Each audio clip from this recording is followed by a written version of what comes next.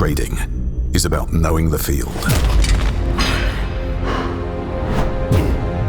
foreseeing the opportunity,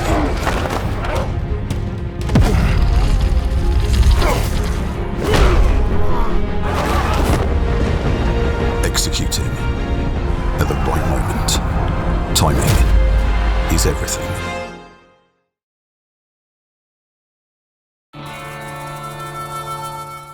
Hello, everybody, and welcome along to, would you believe it, episode 15 of season 2 of The Good, the Bad, and the Rugby in partnership with City Index, the leading provider of spread betting, CFD, and FX trading. Time flies when you're having fun. Hello, chaps. How are we? Tinds is alongside you, all right? Yeah, Mark, not too bad. Good. Interesting evening last night, but yeah, we'll keep that. We're a family show this week. Let's keep that. Keep that to ourselves for now. In the words of Ferris Bueller, life moves pretty fast. It seems like one or two things have happened with Ellis since we last caught up. He's moved club. He's taken a bit more heat online. He's fired back in good grace. He's delivered more barnstorming performances for the Tigers. He's made his 100th appearance. Before their first stumble of the season, there was a small yellow card, which we'll move swiftly on from. How are you? Have we missed anything out of that lot? No, I think you covered it all. You all right? Yeah, I'm okay. Licking my wounds. I'm obviously gutted to lose yesterday, but life goes on. We'll bounce back. it did still feel like you were going to turn it around in the last 3.5 minutes where you're going to keep the ball and do another. Was it Bristol that you did that too? I've got that feeling in that Leicester team that you can never say it's over. You know what I mean? Which is a great place to be. Yeah, I mean, we feel the same. It's a really good spot to be at the moment. Just unfortunate yesterday. I think we probably gave away too many penalties, and in the end, the momentum didn't shift our way, I guess. I'm saying no more than that. Say no more than that. You'll be back. I'm not too worried about it at this point of the season.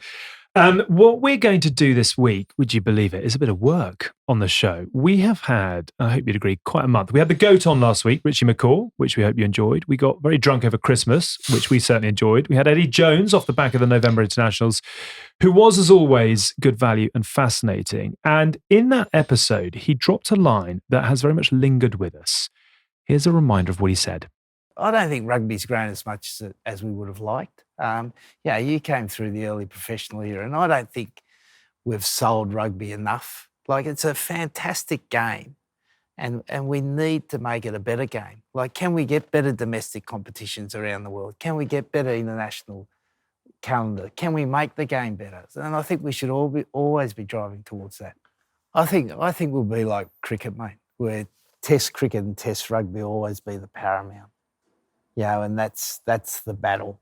And then we need an entertainment form of rugby, where young kids can see players do different things. Imagine if you had a 10s or a 12s where you got the best players in the world playing each other and they're able to develop their skill sets. They're able to develop different sort of pass, a different sort of kick, like they've done in 2020 cricket. Yeah. Like you see now, there was it might have been English batsman. Number 11 comes in, the reverse sweeps. Imagine if you did that 20 years ago, he would have got his head cut off. And now you're seeing that sort of skill set that they develop in the 20s go to Test cricket. Yeah. And I think we ultimately in rugby, we need to create that. Well, he is brilliant value. It is hard not to get sucked into the world of Eddie Jones when you get to spend an hour and a half with him. It was a very interesting line. It was an interesting sort of commentary from one of the most influential men in English rugby. And it is something that we have discussed on this show in the past. I mean, it's only a very brief synopsis. Do you agree, disagree? No, I agree with the majority of it, I guess. I think that you need to start not putting people on a pedestal necessarily, but definitely making players just make their legacies bigger. Some interesting stories in rugby, as we all know, whether they be from a farmer from Wales or a boy from the city in London or anything like that. They're all very interesting stories. I don't think they're marketed well enough. It's all about turn up, be the same as everyone else, get your head down, crack on with it, be part of the team. Whereas I think like some of the individual stories are amazing and they should be celebrated. Do you agree or disagree with the line that if Owen Farrell gave a little bit more, he'd get a little bit less? Less heat? Yeah. I think Faz is the way he is because that's how he operates the best. Like, as a player, knowing him reasonably well, that's how he plays his best rugby. So I guess he's keeping the main thing, and potentially lie up some more commercial opportunities after rugby. But who knows? They might not be there because of someone else has put himself out there in the meantime. But that's just what he's like as a person. As long as he's happy, I guess it's all good. Isn't it? But is it? So this is then the ultimate question: is then that not the best thing for the game? Is a best thing? Yeah, it is 100%. Is the if best? Fad started wearing sunglasses and smoking cigars after games, it'd be a completely different. But that's what the basketball players did. That's what what was his name? Did you see Dennis Rodman? I want Faz with a Rodman haircut for the Six Nations. I seen LeBron. I seen LeBron. They're all doing it at the moment. Pittsburgh Steelers, when they won the other night, literally did a live Instagram, and they're all doing their rapping. They've all got Cubans. They're all Who'd have thought Nick Easter would start a trend? Didn't he light up a stogie post the final win in 2012? Yeah, he did. I mean, it's such an interesting thing that, it goes against everything that is in my nature, because I'm so old school in terms of it's about hard work, being a team member. Yeah, but you're also quite cigars and flair as well. Yeah, but that's behind closed doors, isn't it? Yeah, that's behind closed doors. Whereas it's got to be now. People want to see the behind the scenes. That's where the future is, isn't it? It's understanding what makes you tick, showing that you are just normal like everyone else and enjoy yourself. The difficulty for me is I just can't. I don't record everything that I do like Hask. Okay, let's come back to all of this because we're getting into the meat of the show. This week we're going to have a bit of a debate to answer the question, where is rugby right now? Joining us a little bit later, we've got David Buttress, who co-founded and built Just Eat into a £5.5 billion company, as well as being a partner in the VC firm 83 North. He now owns and is chairman of the Dragons of Newport. Semore Kurdi made his money in property and the hospitality industry before becoming the owner of Newcastle Falcons. He was also the chair of Premiership Rugby's Investor Board, which considers the challenges and opportunities and forms a consensus on action items to achieve their objectives. And he was also chair of the Rugby Committee, which is Premiership Rugby's body to consider the sporting challenges and opportunities within the league. So he knows the nuts and bolts, it's fair to say. And also joining us, Michael Yormack, who's president at Jay-Z's agency Roc Nation, which currently represents the likes of Sia Khaleesi, Cheslin Colby, Maro Toje, and Ardi Surveyor. Roc Nation have invested in the Sharks of South Africa and are consulting with the Ultimate Rugby Championship. A high-profile current England international is on the line in Ellis. We've got two current club owners and the new boys in town who bring a big slab of American optimism. How much is that needed right now? Ellis, let's get right into it. If you're still with us, wakey. You're going back to Briz. Why? Just family reasons, to be honest. I had a few unsettling bits of news from back home, and I told Steve, and he was very understanding, and that was why. A hard decision, easy decision, given the context that you've mentioned. Was it a lot of wrestling with it, or was it? I know this is the right thing. I'm going to do it.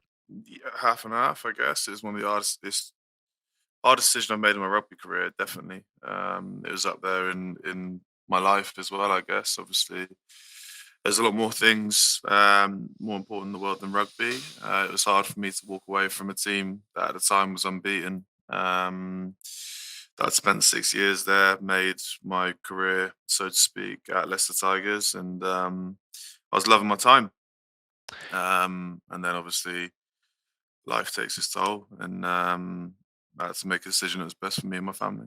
Given the context, which I didn't actually know until just now, the social media reaction, I know it's 2022 and I know we've discussed these in the past. Do you just turn your phone off now? Or when people are shouting at you with absolutely none of the detail, do you continue to sort of find it quite a frustrating experience? No, I think social media is, as I've said in the past, one of the best things in the world, one of the worst things in the world. I think if you get absorbed by it, then it can eat you up. I tend to take it all with a pinch of salt now, to be honest. Sticks and stones, as they say. Okay. You mentioned the past, and I don't know whether this is a good question to ask or not, given what you've said, but I know we've spoken in the past and you said you had to get out of Bristol for your own good. Why is this now the right time to be going back? A lot of my friends have grown up now. A lot of them are probably not doing they're not doing what they were doing back then. So I'd probably be less enticed to be goaded towards them. But even if they were still doing all that, given the circumstances that are presented in front of me just over a month ago, I probably would have made the same decision anyway. Okay, got you. And last question before we get into it, because there's a lot to discuss. The salary cap investigation at Leicester. Is it discussed in the changing room? Or is it irrelevant to what you're doing right now? Well, as I think everyone's been made aware, it's nothing to do with the current squad. But no, we were informed by Andrea, our CEO, but we were told it's nothing to do with the current squad and everything's under control. They're being coherent with the investigation, so that's all we need to know. Okay. We may come back to that. I don't know. Let's see where we go. Let's, as we said a bit earlier, bring in Michael Yormack at this point, who is the president of Roc Nation. There is a fascination around Roc Nation and their entry into rugby. Michael, very good of you to join us. Thank you so much for your time. Tell us a little bit, first of all, before we get into the hunt for global superstars, why Roc Nation and rugby? Why has this association and how has this association come together?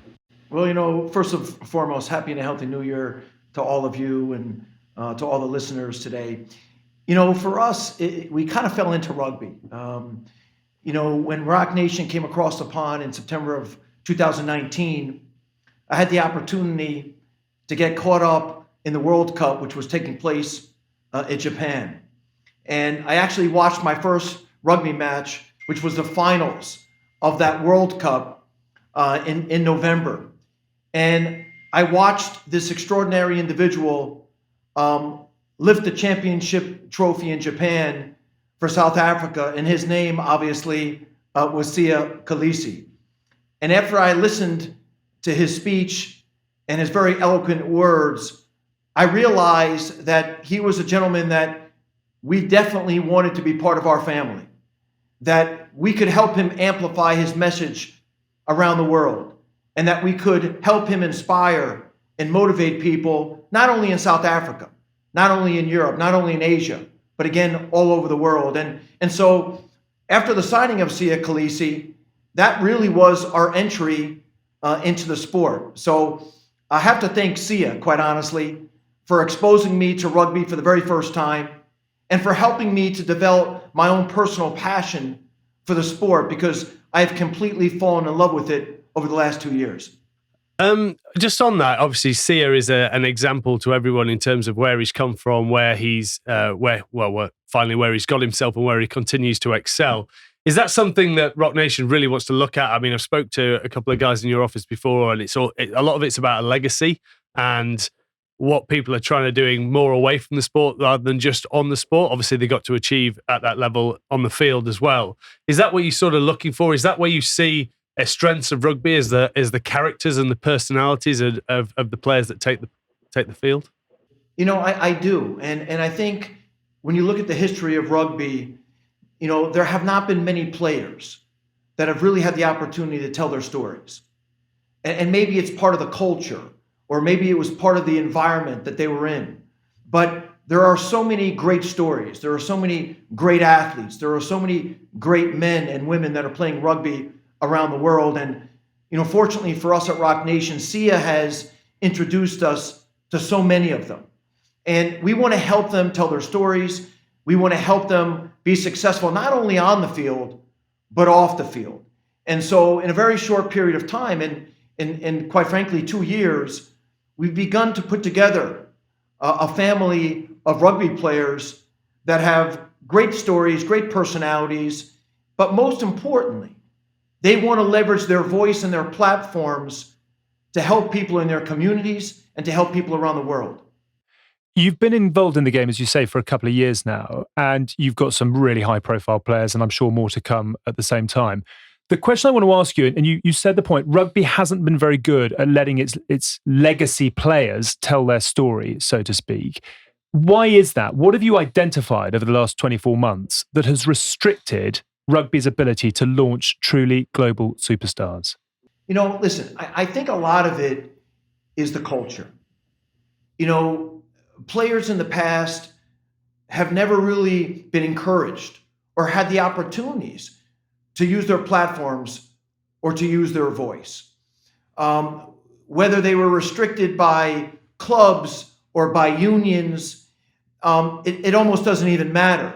The reality is that the players are the biggest asset in the sport, and they can help attract new fans. And we need to tell their stories. We need them to be front and center. When you look at successful sports leagues around the world, and I'll point to the National Basketball Association in America as an example, it's a players' league. When you think about the NBA and you think about the clubs in the NBA, the players are synonymous. And we've got to begin to move in that direction when we talk about World Rugby, when we talk about clubs and players and unions. Players have to be able to use their voice. And while they use their voice, they also have to be able to help expand the sport and the game in a partnership structure. And we see that again in other sports around the world, and it's super successful. And so there's no reason that if we just modernize our thinking a little bit, that rugby can't be more successful than it is today and expand as a sport. Now, this is absolutely fascinating. I had absolutely no idea we were going to go here. But Michael, alongside you on the pod today is Ellis Genge, who is current England international, one of the real rising stars right now. And Ellis, you've been listening to this. I want to take you back 18 months or so when you were doing your EPO. Give Michael a very brief synopsis into what you were trying to do, because it marries up exactly with his vision of where rugby needs to head, and perhaps elaborate on some of the resistance you met. Yeah, it was interesting when you said then that the league should be about the players. So we agreed with that. We thought that we had the sort of same vision, and we pushed and pushed for a separate players union to sort of stand up for ourselves during these times when clubs were just enforcing pay cuts without asking. So essentially just breaching contracts, no conversation, just doing what they wanted. And then the league as a whole brought the salary cap down by £2.5 million, I think, with we're speaking to no players. And obviously now I'm not just talking about money, but if you think then what you're speaking about, you want legacies and you want players to be involved, obviously doing stuff like that is going to stop people from wanting to play the game for obvious reasons. So we tried to basically make this EPO, we called it, which was, it standard for epoch, which was like a certain moment in time that's remembered, like a legacy, if you will. And yeah, we basically had so much pushback from all the clubs, every single governing body involved in rugby. I had people contacting me saying that I'm trying to bring the game down, when all I was trying to do was just empower the people within rugby, all the players, to have their own sort of independent voice within the game. Because I'd say, how long has it been professional? 26 years now? Yeah. Or something like that.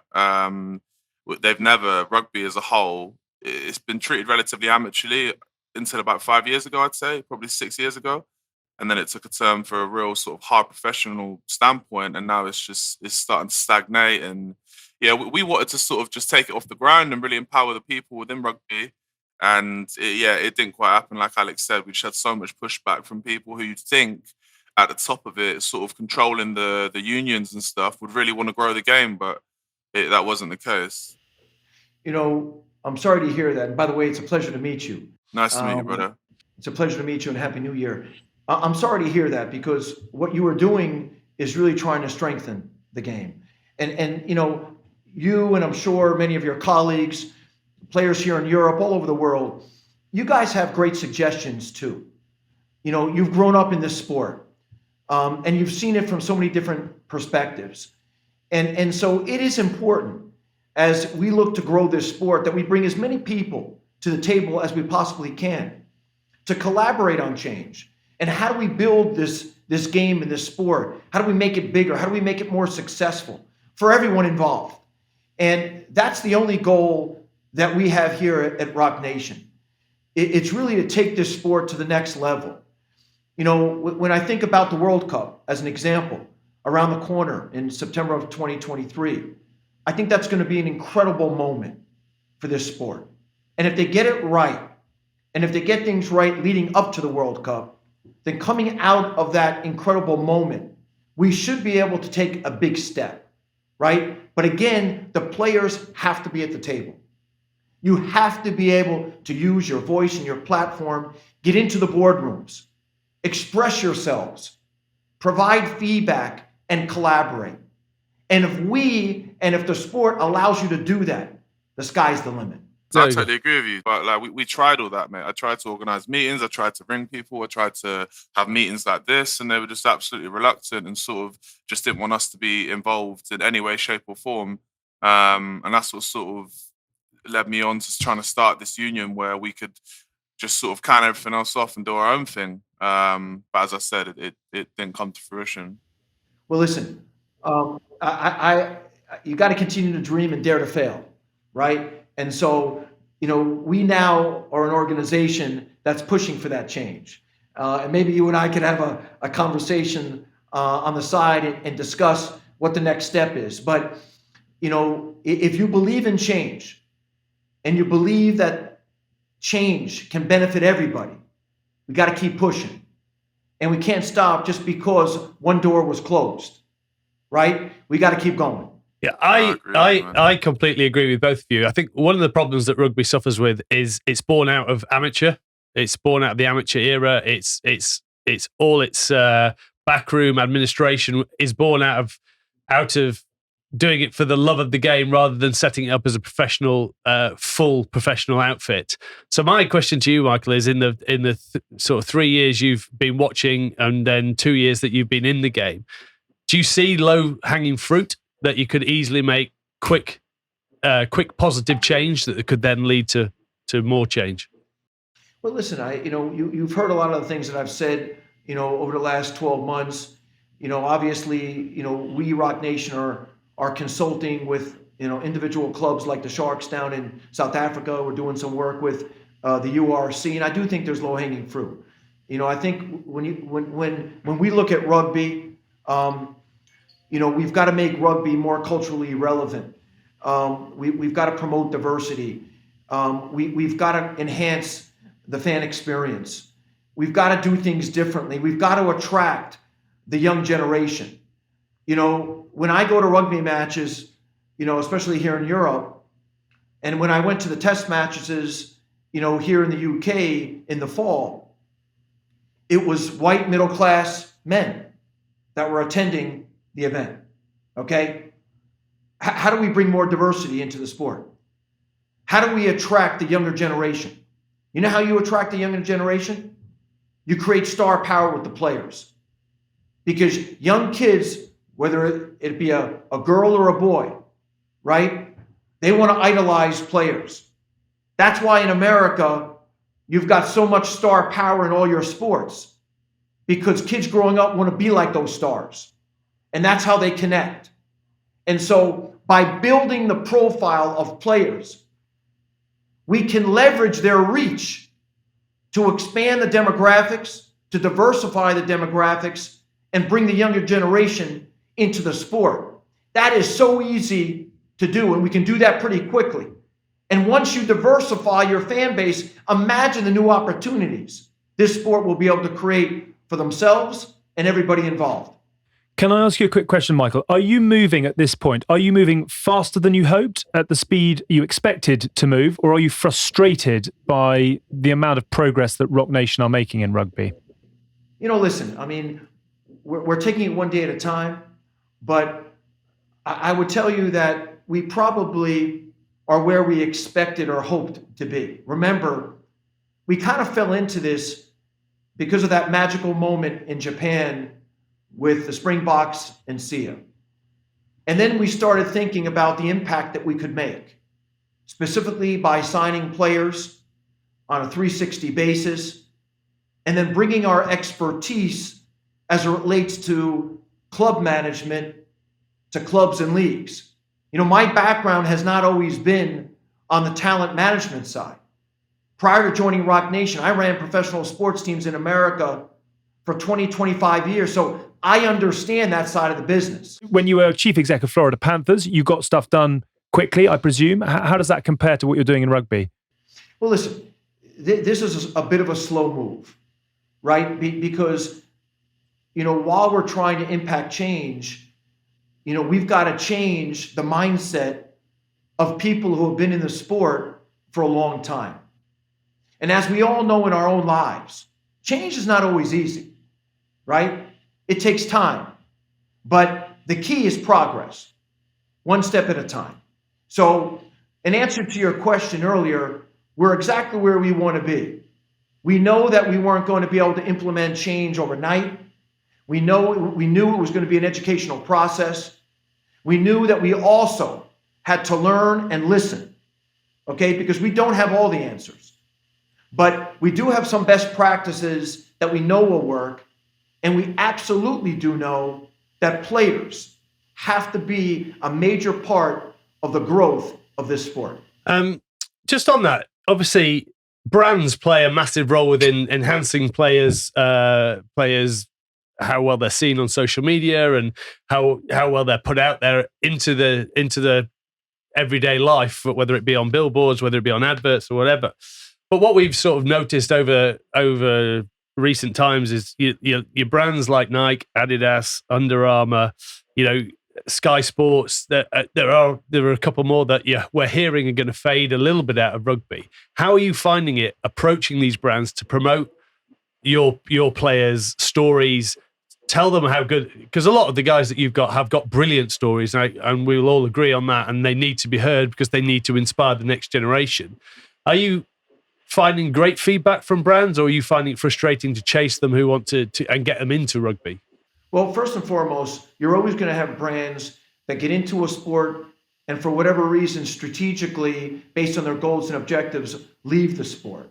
But in general, we've had incredible success from a commercial standpoint with the likes of Sia Khaleesi, with the likes of Mara Otoji right here in the UK, Cheslin Colby, Spoon back in South Africa, and all of our clients. So, at the end of the day, it's not so much about this person is a rugby player.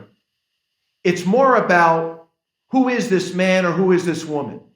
What is their story? What's their purpose? How do they inspire and motivate? And do they want to make a difference? That's what commercial brands are looking for today. They're not just looking for the best players with the most followers on social media. There has to be a purpose behind it. There has to be a cause behind it.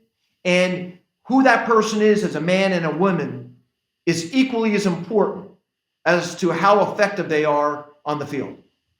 Can I just quickly ask you as well about how you are finding working with rugby players? I'm thinking about Emma Raducanu, who wins the US Open and is an overnight superstar. I'm thinking about players like Ronaldo and Messi in football who have absolutely no qualms in saying, I want to be and I am the best. And yet when we look at rugby, the biggest ever star in the Northern Hemisphere is Johnny Wilkinson, who had no interest in putting himself above the team. And in the Southern Hemisphere, Richie McCaw won everything that there was to win on multiple occasions and never wanted to be anything more than a team player. He turned down a knighthood, actually, having won the Rugby World Cup. Are you having to do an education piece with your players to explain to them what the opportunity is for them and how they should therefore handle it? No question. I remember my first conversation with Sia Khaleesi. And obviously coming out of the World Cup, he was never going to be more marketable than he was, after, lifting the Webb Ellis Trophy in Japan. But, what I said to Sia was, if you allow us to shine the light on you and you're willing to create commercial partnerships, you're not only shining a light on yourself, you're shining a light on World Rugby, you're shining a light on the Springboks, you're shining a light on your club team. So I think the misnomer here is that players culturally feel like, if I do something with a commercial brand, am I putting myself before the team? The answer is no. What you're actually doing is paving the way for everyone else and shining a light on the sport, on your club, and on your national team. Love it. Ellis is nodding away. We'll connect you off the back of this because I think there's an interesting conversation to be had there. I'm conscious of your time, Michael, and thank you so much. This has been absolutely fascinating. 2 quick questions before we go. Where will rugby be in 5 years' time, in your view? Gosh, I have a tough time looking one day ahead, no less 5 years. I would hope that in 5 years, there are more commercial brands globally that are supporting this sport, that diversity is something that we will see at every rugby match around the world, that we will see young men and young women embracing this sport and embracing the players, that more and more players will develop star power and be in a position to influence the sport and the next generation. I want to see a partnership structure at the very, very top of world rugby that includes the governing bodies, the unions, the clubs, and the players. That's what I want to see 5 years from now. Fantastic. More nodding from Ellis. Last question before you go, because I know you've got meetings to run to, but we may have a couple of spare tickets. I know you're driving all things rugby at Roc Nation, but is Jay-Z any interested? Would he like to join us for a game at any point? We can offer relatively good chat and probably a warm pint of Guinness. You know, I'm not sure about that, but here's what I will say to you. You know, Jay has had the opportunity to meet, you know, obviously some of our rugby players. He met Maro Itoje at his movie premiere here in the UK a couple of months ago. He's developed a very close relationship with Sia Khaleesi. So his interest in rugby continues to grow, and he is seeing how special these young men are, and how open they are to learning and being mentored. So I hope to get Jay and all of our owners to a match in the near future. But the interest is building, which is super exciting. That is fantastic. Mike's got one or two connections, so we might be able to get people to budge up on the front row of the Royal Box. There's always a seat from there. Listen, Michael, thank you very much indeed. The very best of luck with all that you've got coming up. It's been really interesting. We'd love to keep chatting, actually. I think there's a lot more we'd love to get into, and we'll connect you with Ellis backstage, and hopefully there's an interesting conversation to be had there. But thanks for your time. Look after yourself, and good luck with all that's to come. Thank you, Michael. And thank you, all of you. Again, happy and healthy New Year. And Ellis, listen, keep doing what you're doing. Keep fighting for what you believe in, and keep fighting for what's right. Okay? I look forward to meeting you. Love, bro. Great stuff. Take care. Thanks, Michael. There he goes. I do love a big fat slice of American optimism. Ellis, immediate thoughts off the back of that. There's a hell of a lot of can-do attitude in there. Yeah, I think we probably share similar views. Obviously, as you know, Americans like everything big and better, which they probably thought they'd be able to come into rugby and do it straight away, which isn't it's probably not reality in some respect.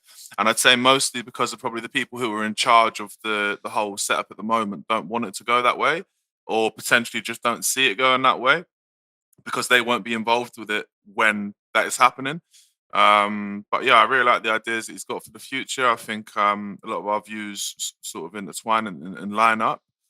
But that's where rugby needs to go. I think the one thing that stuck with me that he said, which almost reiterates what I've said in the past, was I'm not saying that players need to be bigger than the clubs or bigger than the game, but if you think about basketball now, I'm sure Tinds, I don't know if you follow basketball closely or Alex, but you'd be able to tell me LeBron James, obviously Kobe Bryant when he was around, Michael Jordan, Steph Curry, tell me Steph Curry, Dwight Howard's, you know, like all these players, and regardless if they're the biggest names or not, we're not from America. I don't watch the NBA religiously.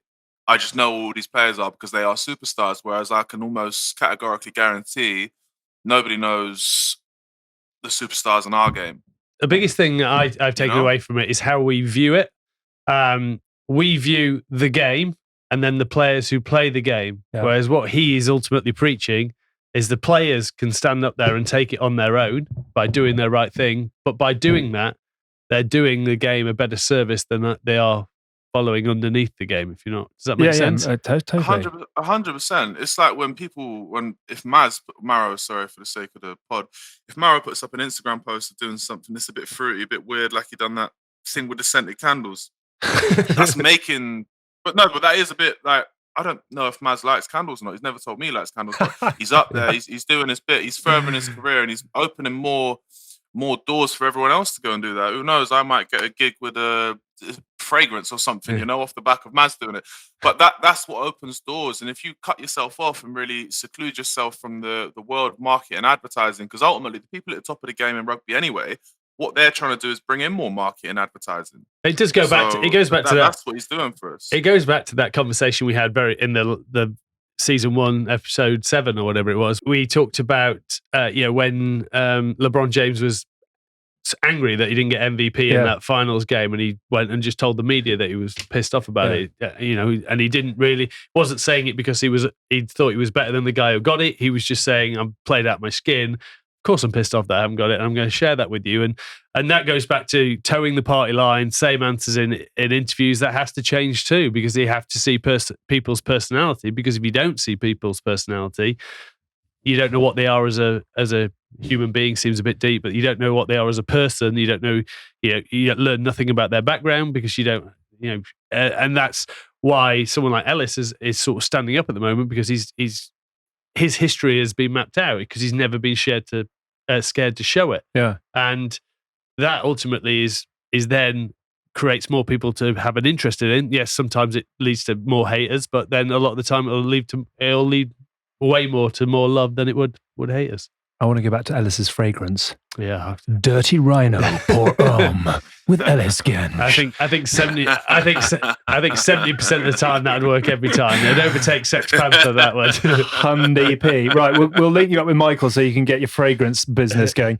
Nice. Just as an aside, and before we segue, the one thing that I take away from that is he looks, for our listeners, sharpest suit we've ever had on the podcast. You could definitely have him in the room. He just for the room. Got a hint of Vince McMahon about him. Absolutely looks incredible, spreading positivity. It's gonna happen. Everybody needs a voice. You just come out of that thinking, I want to follow that man, and that isn't something we always say within the walls of rugby. But it's a problem that we generally have in the UK. I would say all over the place, where we can be quite negative Nellies a lot of the time, whereas. That's one thing you can give the Americans is that they can. That's why they believe it. Okay, that is the optimism and the positivity and the can-do and what's to come potentially. Let's get into the here and now and the day-to-day. And it's, as we said, a great pleasure to welcome David Buttress, who we introduced a bit earlier on, and we've got Semore Kurdi on the line as well. Gentlemen, welcome to both of you. I'm going to come to you first of all off the back of Michael, because you've had a presentation from him, because Roc Nation obviously involved in URC. Love the positivity. Wary of the optimism? Where do you equate what he thinks can be done with the reality of what is being done? Yeah, well, I'm Welsh, so I'm sceptical. But no, I loved the enthusiasm. So Mike obviously gave a presentation to everyone in the URC. He's full on, right? So there's like loads of enthusiasm. The vision's fantastic. I think for me, I also want to know how we're going to get there and when. Yeah. And I think sometimes rugby's a bit too slow to make the changes it needs to make. So I love it, but I'd rather tear up a few trees and get there a bit quicker. Okay. Very good to have you both with us. Let's get into, I suppose, the here and now rather than what is to come. Semore, I'm going to come to you first of all. Ticket sales, viewing figures, sponsorship deals, shirt sales, pick your metric. Is the club game more or less successful now, or popular now, than it was, say, 15 years ago? Yeah, up until COVID hit, everything was on a positive and everything was an upward trajectory. Once COVID hit, it kind of put a step back for everybody. As COVID was coming, COVID's still there, but as we started getting more into the performance delivery and being able to play games in front of TV, the audience numbers went up quite strongly. I think the more recent TV figures for the Premiership are very encouraging and very positive.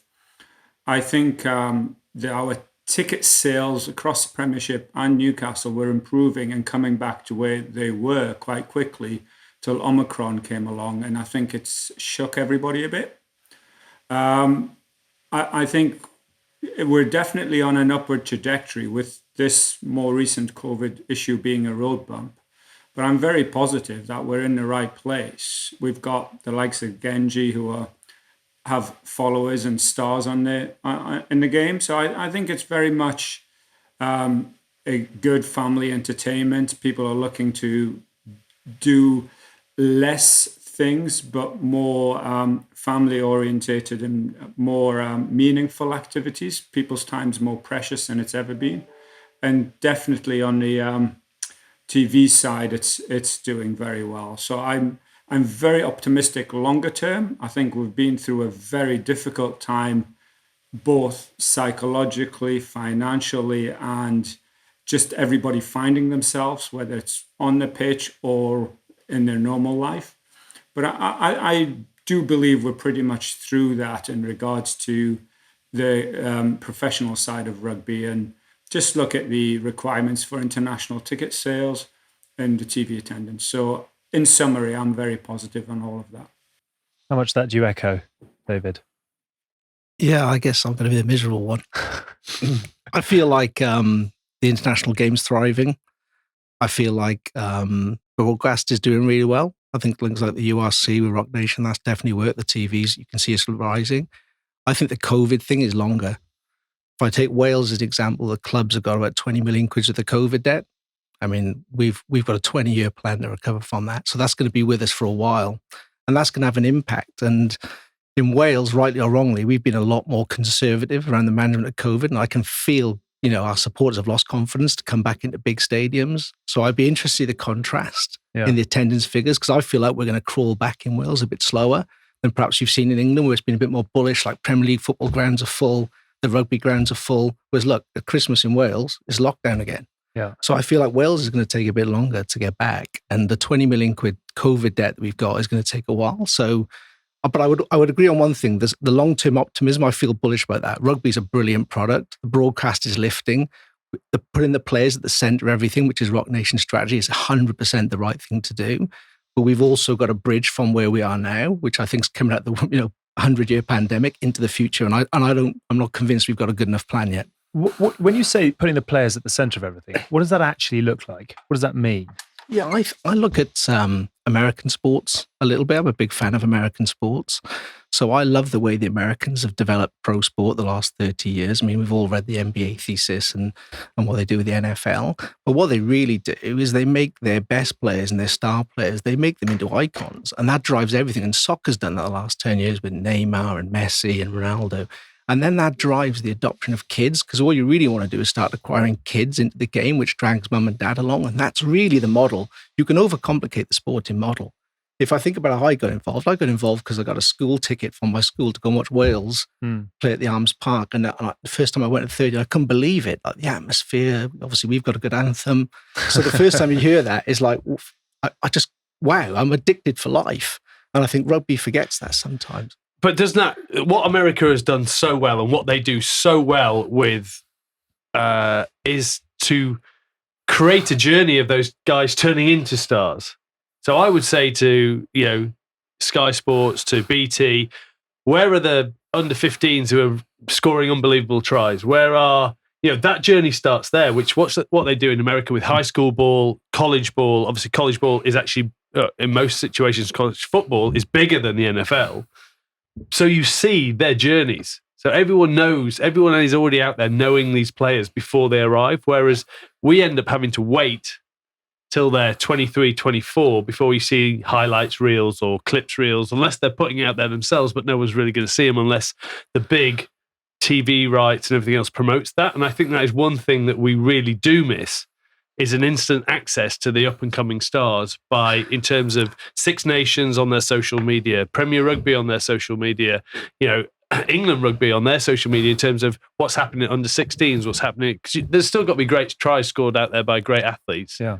So why aren't we seeing that to put that into our brains as we move forward? And I think that's a great point, because that for me is my problem with rugby. I don't think it's innovative enough. Coming from a tech background, rugby needs to move much quicker in terms of some of these ideas. Like, we have great kids. Why don't we have a draft system? Why don't we build them up? We block kids in pathways. Well, let's move them around. Let's trade them and make a theatre around that.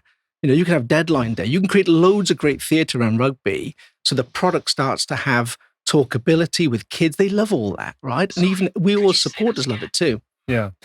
I want to pick up on your tech background, etc., and how that equates to the world that you are living in the rugby world. But Semore, I want to come to you. Stars are the way forward. And yet the salary, well, you tell me the detail. The salary cap has gone from what to what? What's been the percentage reduction? I think it's about 25%, but I'm not exactly sure.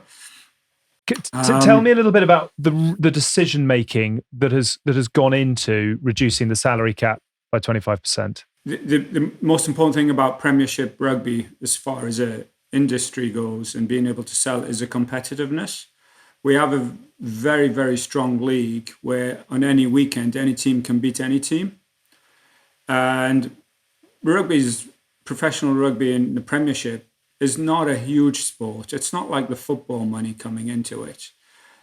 If we didn't have the salary cap in principle, I think we'd end up with 2 or 3 clubs in a complete that economics doesn't mean anything to, and would completely dominate the entire league, and everybody else nowhere near it. And to lose that kind of competitiveness would be quite devastating overall.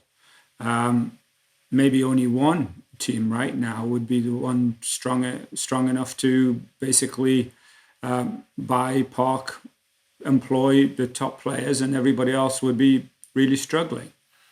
The economics, especially to do with the COVID recovery, meant that a lot of clubs were suffering financially, and they still have been for a long time. It doesn't take a financial genius to look at any of the Premiership's accounts and see where we're going.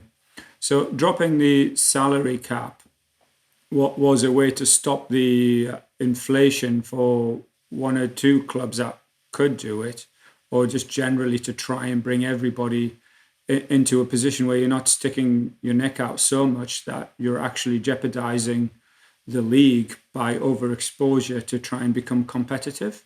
So the whole idea of where the salary cap's set, how we get there, it goes into keeping it competitive. But anybody who thinks that the salary cap's there to make a profit for the owners really does need to pick up any of the accounts for any of the clubs. It's absolutely not the case.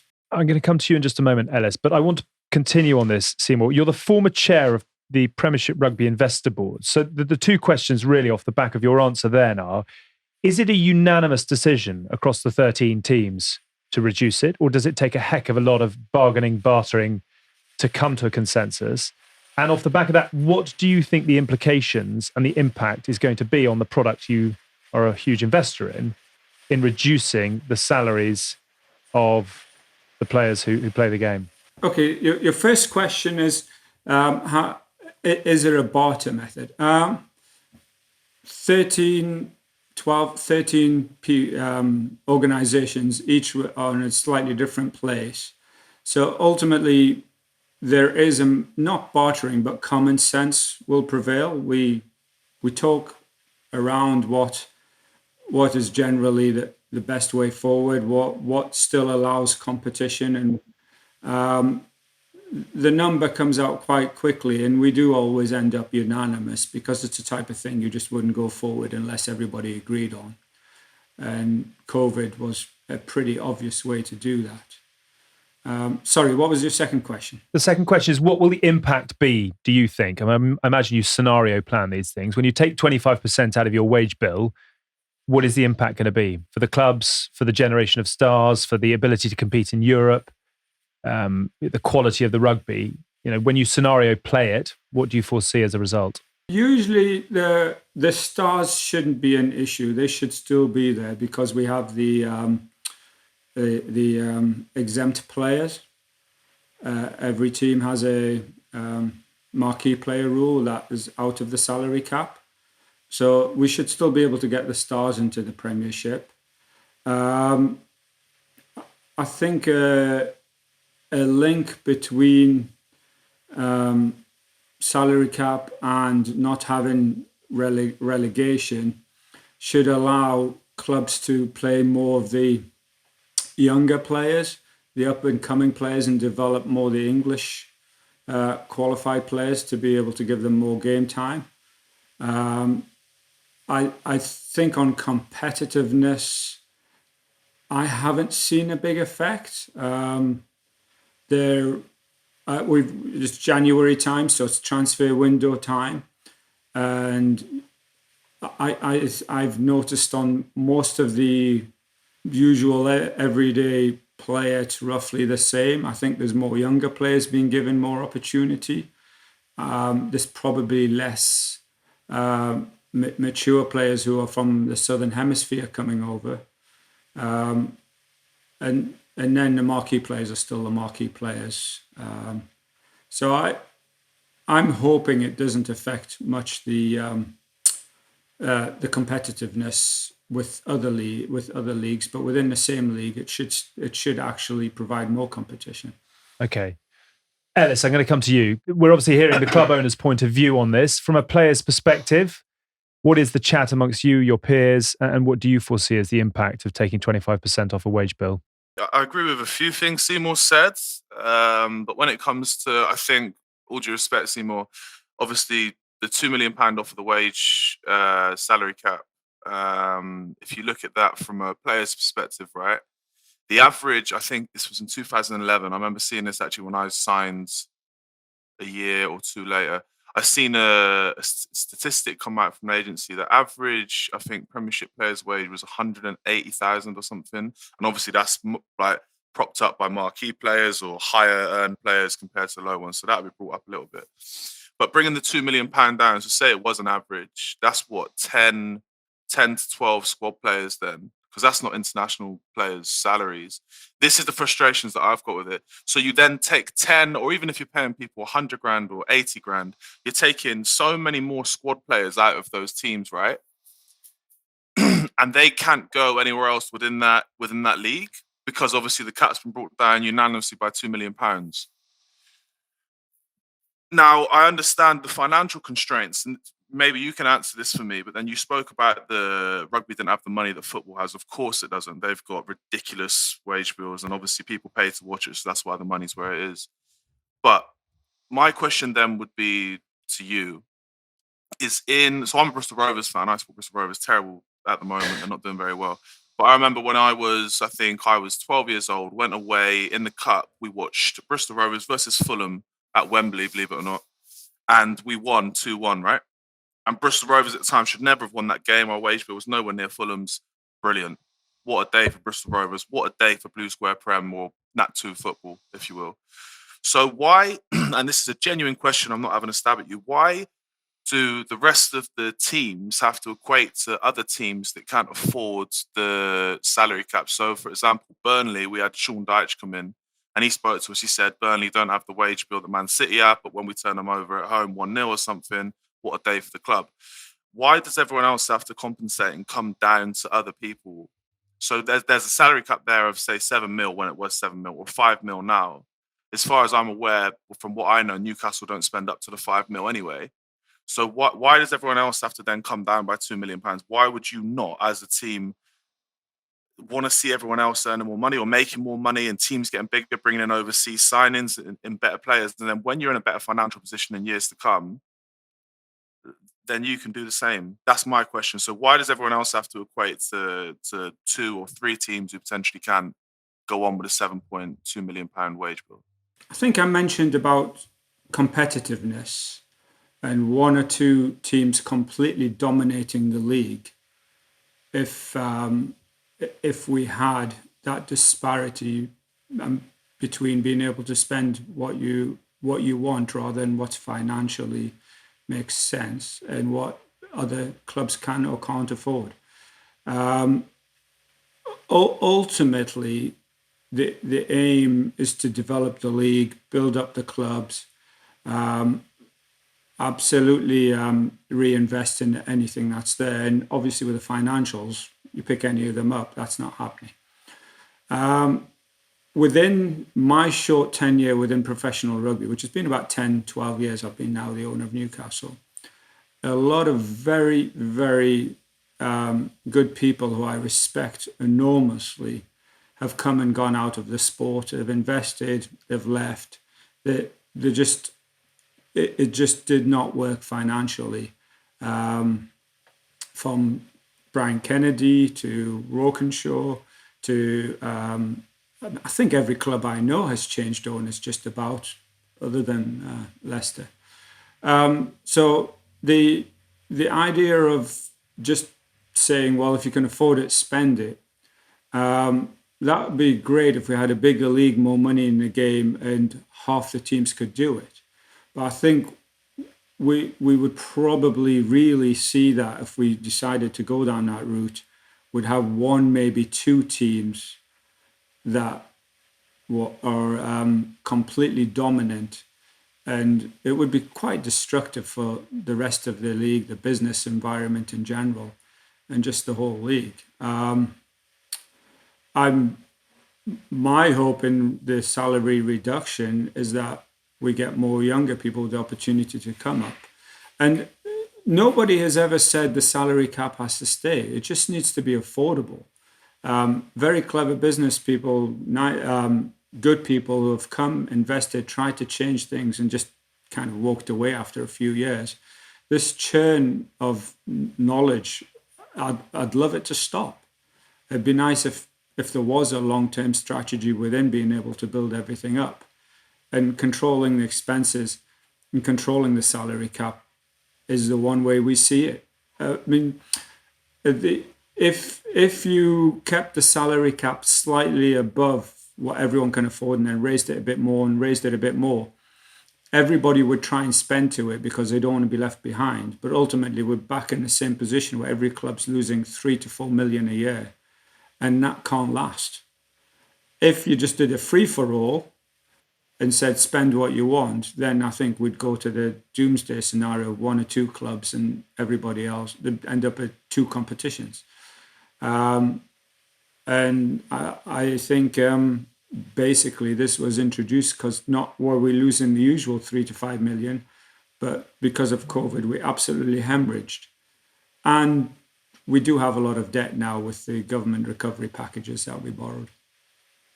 Ellis. Okay, and then, but why then, sorry, another question, and again, genuine question, why then is the league, you can't be relegated now? So what fear do you have if you can't spend to that and you can't keep up, like you just said, like teams will be worried they have to spend all the way to the max because they couldn't keep up, but there's no relegation, so why would they be scared?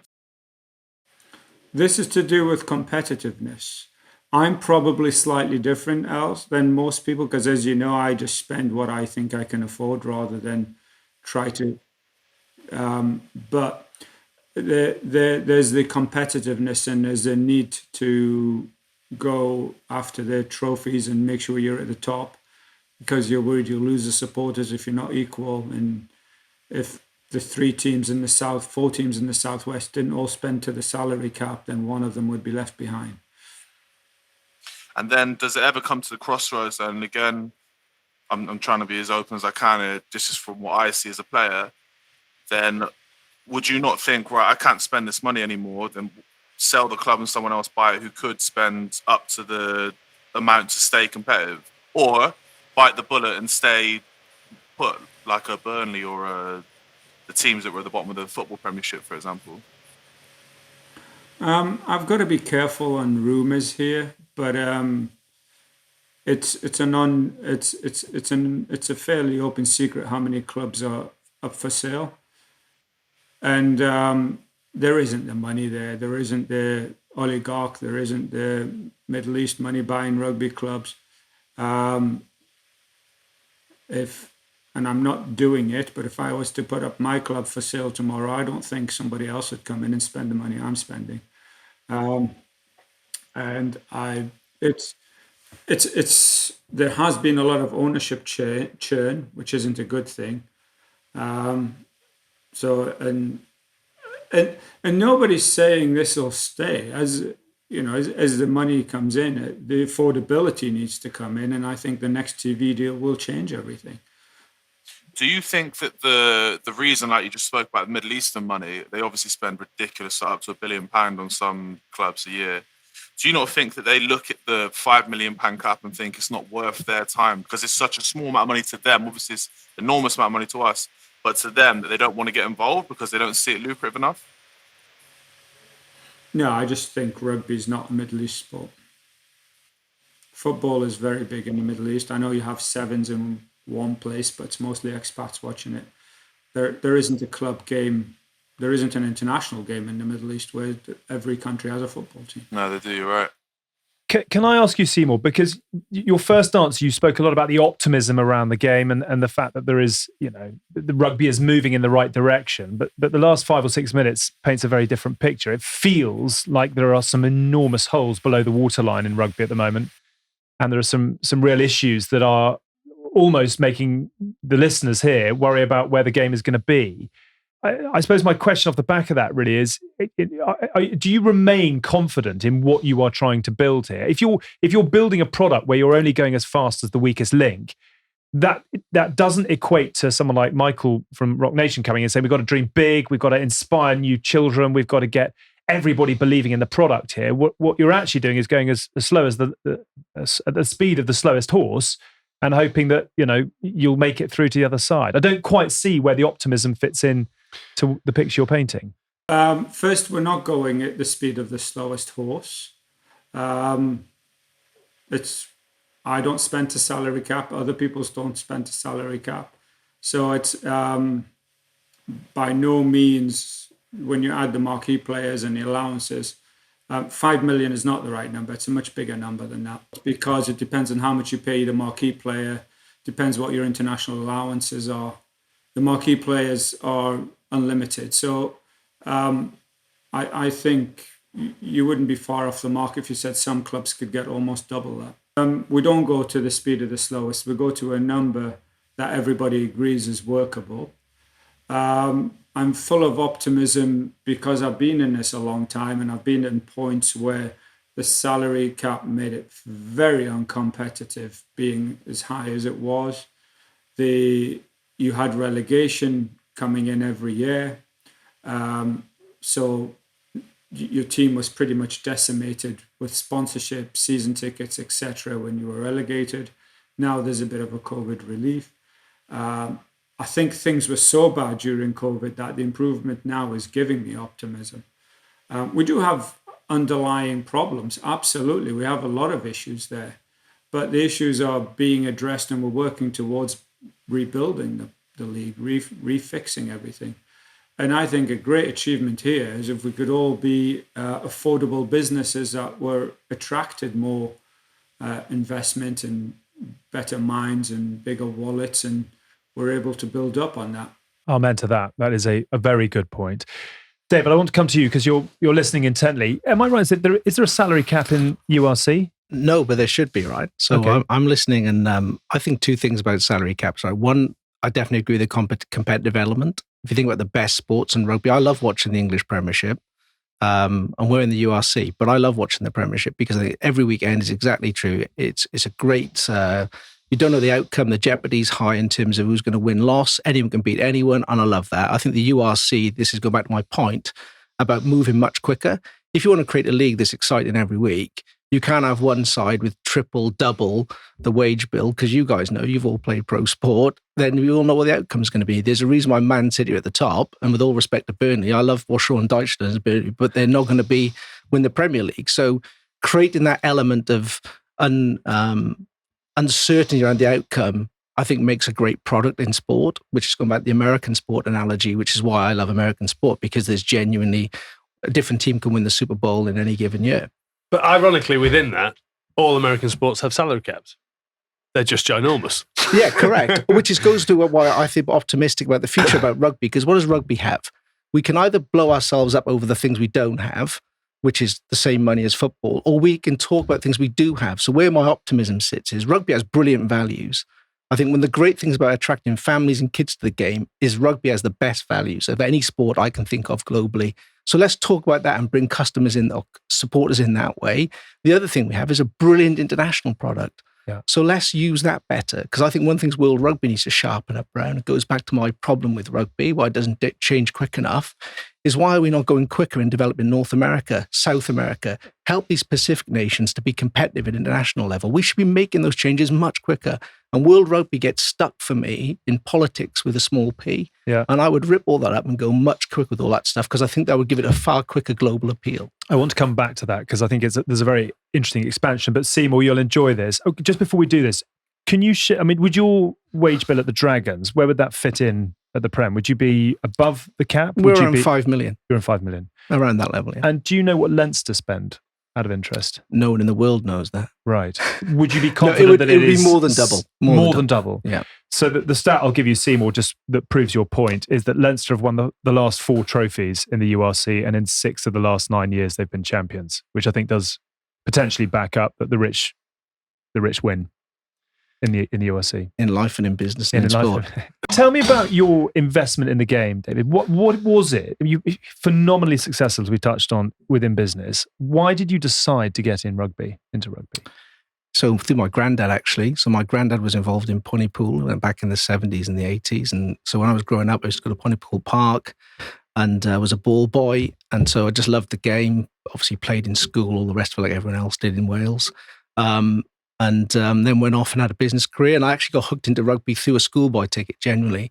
So I remember it was £6 in the old East Terrace. And then I was just bitten for life. And so after that, obviously sponsored teams, got into it through, going to games and just loved the whole thing around rugby, that atmosphere, the feeling you could sit with away and home fans, just everything about the values of the game that I just loved. And then when I obviously got out of Just Eat when I was 40, the Dragons actually talking about sustainability had just been bankrupt. And in Newport, where we sit, rugby is a huge part of South Wales communities. And the Dragons was literally on the verge of oblivion. It was a bankrupt entity. And the WRU stepped in and saved it and then rang me. I think they saw in a paper, I think it was in an interview in the Times, I was Welsh. And they just rang me up and said, apparently my dad was a season ticket holder, lived 4 streets away from the ground. And my old man said, listen, you've got to get involved. And I was going to Rodney Parade from the age of probably 10, 11. So I thought I've got to do something here. And when you got into it, did you know what you were getting into? No, not really. I think the WRU told me, it'll be all right. We've stabilized things. And then every time you turn over a leaf, you find another frog, right? So it was tough, definitely tough. It was a baptism of fire. I had all these great dreams, going to develop the north and south end of Rodney Parade. And then COVID came. And, it's probably been the toughest 2 years of my, honestly, professional business life. It's been absolutely, brutal, absolutely brutal. But I think for me, that's where you find out about yourself. You find out the people around you. We're very lucky. We've got Dean Ryan, who's our DOR, and he's just a great guy. Couldn't have a better guy to work with and a partner, if you like, in trying to stabilize and build the club. So no, we're all in. I feel like it's going to take the next 5-10 years of my life away, but that's a good thing if you enjoy what you do, right? Do you find it a similar situation to the clubs in the Premiership in terms of it's club versus club, or really is it still union versus union? Because obviously a lot of it's central contracted, your joint contract. Obviously that for Leinster gives them a huge advantage because they have a huge amount of Ireland players, plus they have every up and coming Ireland player sitting in their under. So when you go into the URC, for a majority of it, they're not even playing their first team. They get to manage them for their international games. And then the great clubs of old, the Phillies, the Ebervales, are they still throwing up these amount of players to be able to play in 4 regions now? Are you still getting that amount of players coming through, or are you missing that sort of club game? Because it's 2 really different setups between us and France and what's happening in the rest of the sort of UK. No, so it's a brilliant point. So I think in Wales, the club game has definitely suffered under regionalisation. You can get away from that. But of course, what it's done is really helped Team Wales. You can get away from the fact, if you look at Team Wales, since the players get managed, all the things you alluded to. And that definitely gives you a big advantage when it comes to international rugby. The prep time, they get weeks building into a Six Nations campaign, etc., that they wouldn't get in other places. I think my big problem with it is that we allow overlap of fixtures. And that, for me, you'd never see the Premier League football playing when there's an international game for England. There's a holiday, or whatever they call it. There's a break, international break. And rugby does stuff like that. And this goes back to my sort of bugbear. We should be ruthless about the quality of the product. You should never play a fixture unless all the players and the best players are available. But you should manage their workload so that the fixtures, less games, I think, would be much better for rugby, ironically. I think we go down the more games route, and I think that's the wrong route. You should just not have as many games, but have better quality occasions when you have them. Brilliant point. A lot of people would make the same point. How many of your contemporaries within the ownership of clubs, regions, teams in the URC agree with that? And how do you get that through? How do you make that change as an owner of a club in the competition that you are part of? Okay, so you're hitting on another. I think when you're building things, you have to break things sometimes. And that's why when I was a CEO, you can't do everything by consensus, right? And this is my problem with rugby. Because you get in a room with 12, 14 different people and everyone's got an agenda, right? And I think sometimes these governing bodies got to just smash through that stuff and say, listen, there's a big picture here. Go back to what you were hearing from Roc Nation earlier. There's a big picture that we're trying to build a global game that looks like this. We can't let this stuff get in the way. So we can't have overlapping fixtures. So less games will deliver better quality over time and it will grow. But you've got to invest in that and you've got to force it through. Because if you try and compromise it and do it by consensus, I always think compromise decisions are rubbish ones. Yeah. So I would be ruthless around that. And I think as a CEO or as a head governing body, whatever you want, whoever it is, World Rugby, you've just got to bash that stuff through and not get stuck in politics. Did we miss the best window ever to do that with COVID at the start? For me, yeah. And I would do it now. And, and that's probably why. So does everyone agree with me? Definitely not. But it's probably why they wouldn't put me in those jobs. What percentage would agree with dig you? out my dossier again. Yeah, no. He did a very good dossier 18 months ago. So therefore, I'm going to ask the same question to you, Semore, in just a moment or two. But how frustrated are you as a businessman who has moved fast and done the things that they need to do when they need to be done with the rate of progress, I'm going to say in rugby, but particularly within the competition in which you sit? How does that actually change? It's all well and good saying we need to move faster. How are you actually going to be able to enact what you want to enact? Yeah, exactly right. So how do I feel about it? I feel rugby moves too slow. But what I try to do is channel that in a way. I'll sit in the room and try and constructively force this stuff into the room. Let's have a discussion, push it through. Because you can either be one of those people in life who complains, moans, and does nothing, or you can engage, show that you really care, show that you believe in something and have a go. Because I love rugby. Rugby for me is the best sport in the world. So let's bloody have a good go at making it the best version of itself. And if people want to get in the way, okay, they're going to get in the way sometimes. And of course, you're not going to win every argument, but I'm definitely willing to have a go at it because I think rugby's brilliant. Okay. Profound. I think hopefully we would all agree that rugby certainly can be brilliant. Semore, to come back to you, you mentioned earlier a number of club benefactors who've walked away from the game, the likes of Brian Kennedy, as you said, Tom Walkinshaw at Gloucester, Brown Sword at Bath. How many of those people walked away because of the financial burden, and how many walked away because actually they just gave up knocking their head against the door that they could never quite open, in terms of the way that David is talking about the change that is needed to make the product what it could potentially be? Yeah. Sorry, I've just got this image in my mind of David and Dean Ryan, two uncompromising characters headbutting. But anyway, I think it's the financial drain. It's the investor fatigue, for the lack of better words.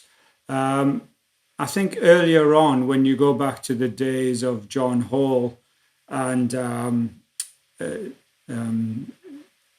who else? The old Peter Tom, John, and Nigel Melville, and Nigel Ray. All those guys, they really had a very frustrating time between them and the RFU. For us, I think it's very good actually. Right now, is the relationship is in a better place, and it's the best place it's been in my 12 years. Bill Sweeney and Conor O'Shea are very, very close with the Premiership. We speak a lot. I don't want to say we compromise, but we come up with joint good ideas. I think it's a very good relationship, and right now it's investor fatigue more than anything that is driving people away. Okay, that's very interesting. Ellis, you're listening on here. I suppose want to ask you the question. Your move home to Bristol, was that salary related? Was it lifestyle related? Was it time for something a bit different? No, that was just all down to family, to be honest. Money it wasn't ever really a factor. I told the club that. It was just all down to personal stuff. Okay, interesting. What I was going to say, though, is there are a lot of players on the move at the moment. George Ford to Sale, Johnny Hill to Sale. We've got Via Fafita leaving Wasps, rumoured to be going to Scarlets. Ellis, from a player's perspective, are we going to see more and more movement on a much more regular basis now? Do you think the days of the one club player are becoming fewer and further between? Yeah, I was told that like Fafita moving from Wasps, that the Scarlets offered him a significant amount more money than what Wasps offered him. And obviously I don't know the ins and outs until you see the paper and stuff. But in my head, like I thought, obviously, as the Premier Football League is, that the Premiership Rugby was probably financially better off than the other leagues. That's what we were being told. It's obviously not right. But it just goes to show how much we know. Obviously, I know fuck all then, don't I? But that's what I was going to say. You might have to repeat this because I don't know anything. Is that a big problem? Do we feel that the players and the clubs aren't fully connected in terms of what's actually how the sport drives itself forward, and do the players need more knowledge to understand where owners are trying to get to, and does that mean sharing more information with the players on a basis that they can then understand how we're going to get there, and they can buy into it more? Because I sit on two fences. Obviously, when I was a player, you're always looking at that figure, but that figure never controlled my decisions. My decisions were made by my heart, my home, and the people. Perhaps you're married into royalty. And you're I wasn't at this point, Ellis. I wasn't at this point. And then obviously I had the dilemma of moving because my history at Bath was that I always felt that they got me relatively cheap for a long period of time, and once I'd won a World Cup, come back, being sort of player of the year for the last 2 seasons and fan player of the year, and it was my contract. I felt it was that, yes, I had a couple of injuries, but I felt it was the time to get something fair, finally get on a fair wage. And as players do, you know what other players are getting paid. So I sort of gave them an ultimatum at the start of the season, because obviously you don't really talk to anyone till Christmas. That in a perfect world, that never really happens, but that's how it's supposed to go. So I sort of under market value myself, because I sort of knew already what that market value was and what other players, and I wanted to stay for this. And then they messed me around for so long. And if they were never going to get there, just say you're never going to get there, and we'll shake hands and we'll move on. But it created a distaste in my mouth that they've messed me around for 6 months.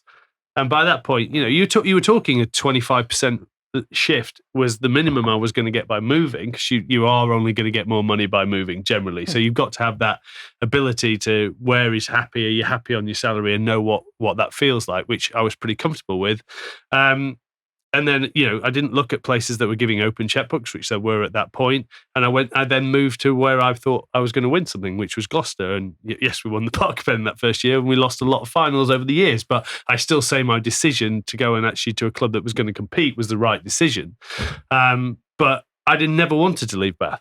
And if we'd have had a decent discussion, or they'd have made me aware of what the consequences of paying me that 30% more would have meant to the squad, it might have actually given me a different perspective.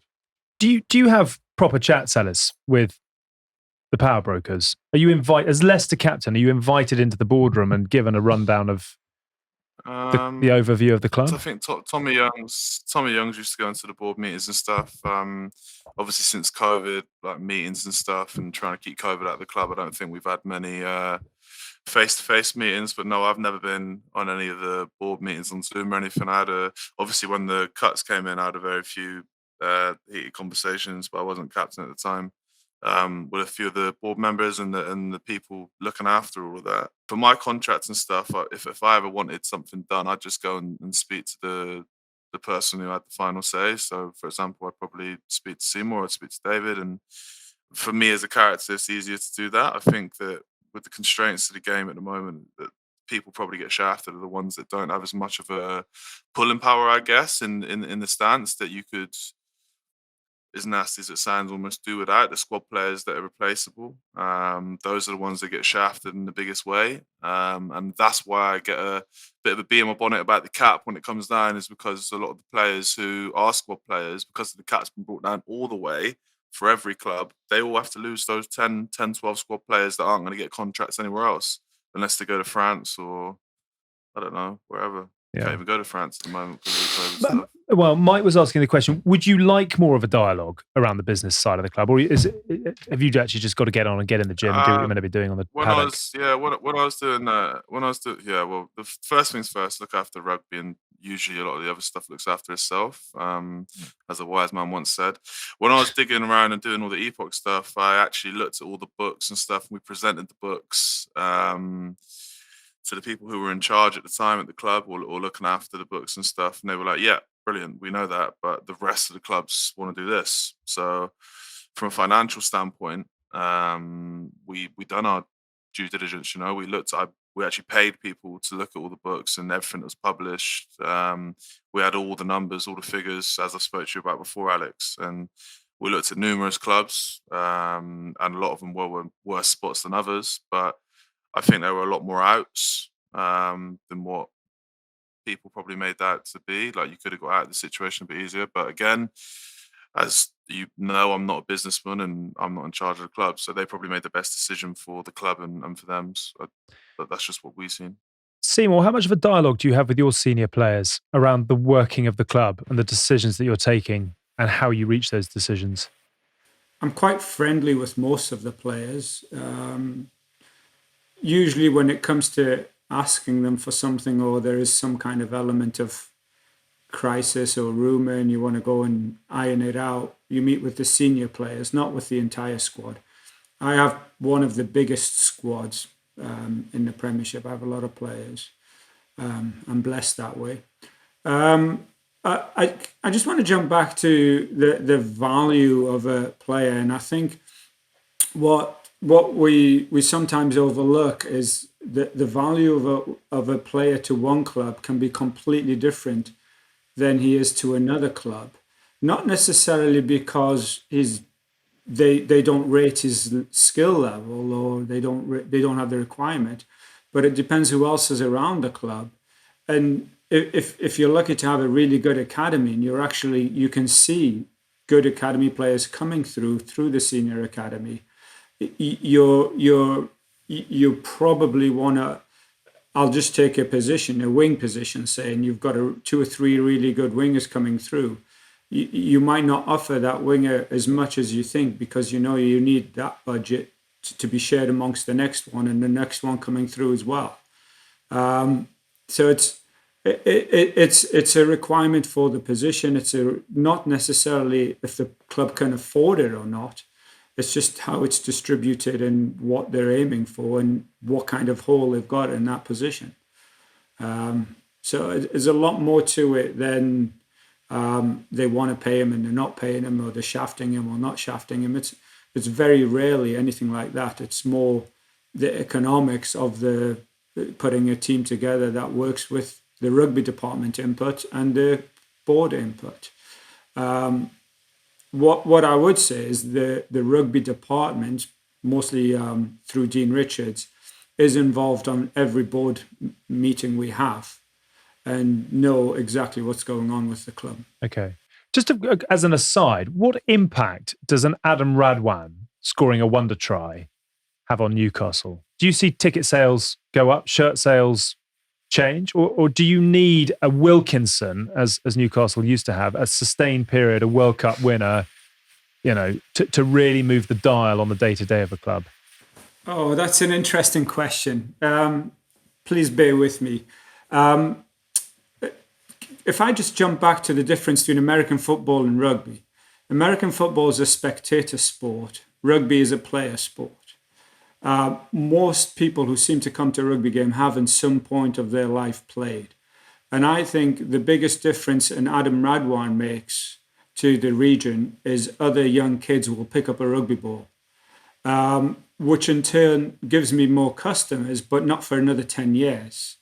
It's a slow burn. Community is the number one place to invest in your money when it comes to marketing, because it's not that easy to convert people from other sports to come and sit in the terraces and try and understand why the referee's lifting his hand. Half the time I don't understand. I've played it since the age of 8. But definitely anything that encourages the community clubs and gets more of the kids playing, and kids from every background. I don't just mean the private school. And the more you fill the grounds with the children and as a family entertainment, that's the difference. So someone like Adam Radwan isn't going to sell me shirts and put me more bums on seats. What he'll do is he'll get more people in the rugby clubs, and then when he goes down to a rugby club and talks to them and enthusiasms them, that's the difference. It's a very slow, long-term burn. I'm sorry, I know we talked about the frustration of it being long-term, but it really is, in my view. which is very interesting. In this day and age, David, can a sport afford to be long-term in that way? When you watch what Raducanu has done for female tennis players in the space of 48 hours, I mean, I'm 41 and I've been watching rugby since 1988, and I can pretty much tell you that Jonah and Johnny's drop goal are the two moments that stopped what everyone was doing and made them talk about rugby. For me, but maybe you tell me if there are others. I mean, obviously there'll be Welsh ones, there'll be Scott Gibbs in 99, enough, but you know what I mean. But on a global scale, Jonah and Johnny's drop goal were probably the two. How does rugby can rugby afford to take a long-term view in the way that Semore is talking about here? Or are we in danger of letting rugby drift into a scenario where, similar to county cricket, it just sort of becomes something that's there if you want it?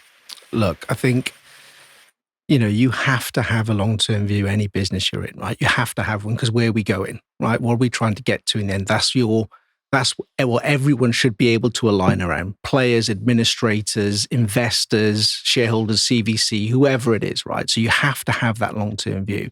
But there's no point having a long-term view if you're dead tomorrow. Yeah. Because then it's pointless, right? So you there's a blend. Yeah. And I think the thing where rugby, I'll go back to it, it just doesn't move quick enough for me. And it gets stuck. And then you have to ask why. And I think why, because I don't think the game is aggressive enough in how quick it changes. Like for me as a tech company, you make changes and you move and you get it done tomorrow. And anyone in the way, frankly, you get them out the way. And I think that's for me where rugby compromises too much. So are you therefore worried about the long term if something isn't done now to go faster and to change things and to change the governance structures? Can you keep going? Can you keep going as you are?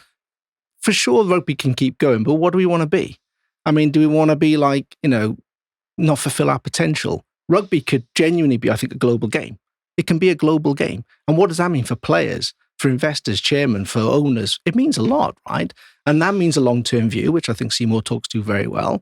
But I think it means you've got to make the changes in the short term much quicker, because then you get there, or you have a chance of getting there, because there's no guarantee you'll even get there, because it's not easy to build things. Honestly, the few years I've been involved in the Dragons, it's the hardest thing I've done professionally. And Just Eat started in a basement flat. So it's not easy to build a startup, as you guys know. But this is the hardest thing I've ever done. So I think that's why I challenge rugby to be a little bit more aggressive, to have a bit more appetite for risk, to change quicker. And I would definitely include the governing bodies, World Rugby, all of them in it. Okay. Semore, to come back to you, it's a similar question, but rugby's had 26 years of professionalism. If it hasn't cut through as a global game yet, why will it in the next 26 years when there is more competition? It's harder to get them out of the house. The digital revolution is absorbing. We're now trying to get people to give up a weekend to watch rugby when the average attention span is 15 seconds. Why is rugby still able to become a global game? All right. This is I'm a glass half full person. I think, did you say 26, 27 years? I don't think that's a long time for a professional sport. The other sports we're talking about have been professional much longer than that. I think we've come a long way. I think we need to embrace the digital technology. I'd like half the people in my stands to be watching the game with one hand and looking at Genge's statistics and the red lines and heart rates on the other hand, on their iPhone. I think American football is doing a great job of becoming merely a spectator sport. Nobody plays American football after college. There's no such thing as an amateur game. We don't want to go down that way in rugby, but we definitely want to be a much more spectator-friendly sport where you don't go and play on a Saturday afternoon in your club and then a Sunday you come to their game. I think it'd be nice to have a lot more people coming to the game. But we need that home base of players, but we need to make it an easier one to get more involved digitally. I think I'm not exactly sure what David meant with the changes. I think embracing new technologies and moving forward, and players have a huge role with their followers to show more life than just a rugby game, to show interesting stuff. Genge's fragrances, I think, would be a fantastic thing. We should probably start that this afternoon. But definitely there's a lot more we could do to connect with the younger viewers who aren't just rugby anoraks. I'm afraid I'm a rugby anorak. I love a 3-0 draw, 3-0 win. I mean, that's a great game for me, but I'm probably one of the only ones in the stands that like that. So I as far as entertainment factor and everything's there, we just need to market it better and get more digital involvement and show what we've got. I don't think we need to change too much. I love the game as it is. We just need to advertise it and present it and deliver it better with all the key indicators that make people want to get into it. A 3-0 win at Kingston Park on a Friday night in the driving rain. I think I played in that game. Gen Z are all in. I can tell you, they are coming in thick and fast. I suppose it's been really interesting. I want to give you all sort of a final say, really. I don't know if there's anything you wanted to put out there when we asked you to come on that you haven't managed to get to. But Ellis, you were a frustrated bear 3 or 4 months ago. You've got a new contract. You've got a new home to go to. Has this answered some of the questions? Do you leave with more questions? Where do you leave this conversation, having listened to the point of view of not only someone who's coming in from a sort of an American all-in potential, but also the reality of life as a club owner? I've wrote a lot down from what you guys have said, so I'll probably look at it later on and ask for your details off Alex and ping you a few questions if that's all right with you. But immediately, what I get back from that is that I guess the game is in a different standpoint from everyone's eyes. Obviously, I see it as, why are we getting cuts? Why are we not being paid more money when the game, as you said earlier, you're optimistic about it, that it's growing again. So for me, the salary cap sort of stagnating and being kept where it is for the next 3 years with no relegation is a big frustration. But I understand that there's financial constraints and it's about making it more competitive. I've got one question though for Semore as an owner, and obviously it'd be you that'd be able to answer it. Obviously now with the marquee thing, and when Alex asked you about Radwan, who's obviously a good friend of mine, I think he's just as attractive as Johnny Wilkinson. But when you had Johnny Wilkinson and Radwan, all those boys, so why then would you take a marquee if it didn't affect the cap? Why would you take a marquee off of the cap? Because obviously you can only have one marquee player now in the salary cap. So why is there no longer two? That's another question I had. During this decision was all made during COVID. Marquee players, a second marquee player, as far as the stats go when it comes to the Premiership, was quite inflationary. Personally, I don't see any reason why we don't have two marquee players, but we probably have to conditional to make sure that it's not just an inflation thing where you would employ somebody else's player who just gets paid more and then you have to pay more to keep them. And it's probably not what you want to hear. As a player, your job, other than playing rugby, is to try and get the best contract you can. And that's 100% understandable. But as a business, you've got to try and balance it. I think it's watch this space. I don't think that'll be the case forever. But the reason it was brought in to start with is the second marquee player was inflationary. So you can see it going back reasonably quickly? I can see the two marquee players going back quickly. I don't think there's much of an appetite to raise the cap anytime soon because it's just so difficult financially out there. Everybody is hemorrhaging. We're all struggling to keep it going. I hear that. Do you think you should get more academy dispensation? I'm averaging 17 players on the pitch for my homegrown credits, so I'd be quite happy with that. But some clubs do, some don't. I'm fairly indifferent. I think it's good enough as it is. I'm quite happy. I don't need any more, and I think a lot of clubs are fine with it. Radwan is. If you guys should have him on. He's a great guy. I'm Arab background, and he's the only Arab background I know in the Premiership. So there's two of us now in the league, so that's good. Yeah, I'm Jordanian, he's Egyptian, so neighbours. Good. Mm-hmm. We're growing the game. You're growing the game from the Northeast, which is fantastic. So sort of final questions, really. David, do you think that this, with your background in business and with your championing to get things done faster, do you think the speed revolution is possible within rugby? Will CVC and the money of the VC firms make any difference? Or will we still be having the same conversation in 18, 24, 36 months? I think CVC and private equity will force change quicker, is my experience of working with PE. So I think that's positive. But I would encourage everyone with inside rugby to do it from within. It's always best to make changes from within than having it forced on you, in my experience. So I would encourage, us to do it quicker from within. But I think, CVC will take rugby where it needs to go. I'm very optimistic about their impact, actually, from what they did in Formula One, etc. Okay. So we asked Michael the question, where will rugby be in 5 years?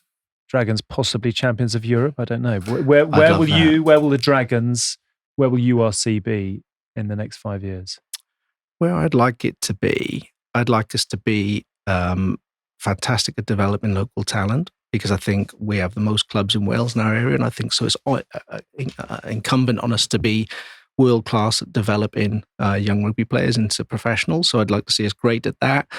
I'd like to see Welsh rugby become a little bit more consistent in how it runs itself, because, as you know, it's historically boom and bust. We kind of love that a little bit too much, I think. I think we should try to become more consistent. And then us as Dragons, I'd like us to go from being a insolvent asset in 2016 to being highly competitive, a very well-run rugby club that we all enjoy being part of. That's what I'd love us to be. Okay. And will you get there? Of course we will. Good. Love the optimism. Let's finish with the optimism. Same question to you, Semore. Where will you be? Where will Newcastle be? Where will the Premiership be in 5 years' time? 5 years is probably a good timeline because of obviously the TV deals. CVC's involvement was able to smooth things quite quickly between the international game and the domestic game and the top 14 because their investments across the board. So more harmony. I'd like to see the game have a lot more technology, which hopefully Newcastle as well as the rest of the Premiership will embrace. So I think digitally stronger, full stadiums is a must. And I just really get a proud achievement out of academy players going all the way and playing on international level, and to keep the academy players coming through the first team and the club winning a trophy here and there would be nice, but it's more just growing the game in the region and growing the academy presence and just providing rugby for all, really. Just a question on the TV deal, actually, and personally very interesting to me.